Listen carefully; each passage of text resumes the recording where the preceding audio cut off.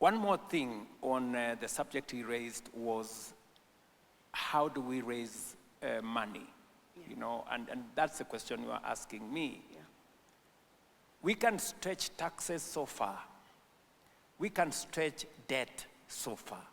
For us in Kenya, we have said we will be very, very careful on matters to do with stretching taxes or stretching debt, because both have consequences. Yeah. And therefore, it requires government to think, you know, outside the box and become more innovative. How do we leverage on instruments that can be used for the development of a nation that limits or that reduces our exposure to debt or pushing citizens for taxes?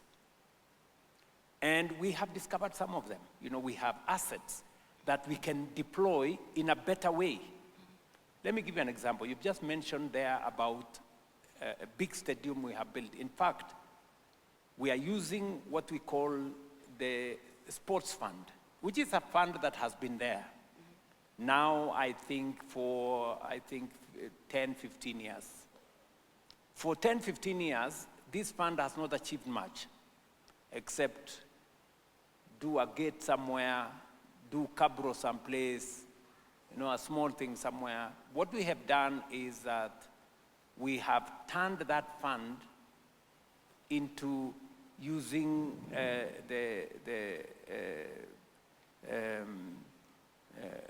leveraging on the capital markets through securitization.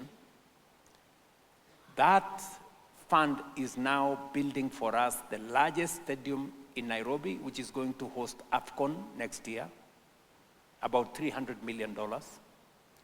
And another almost $200 million to build another 20 stadia across Kenya. Because sports, Kenya is a sporting nation. Yep. So many people are asking me, but where has this money come from? Have you gone to borrow more money? What have you done? So, innovative financing. Yeah.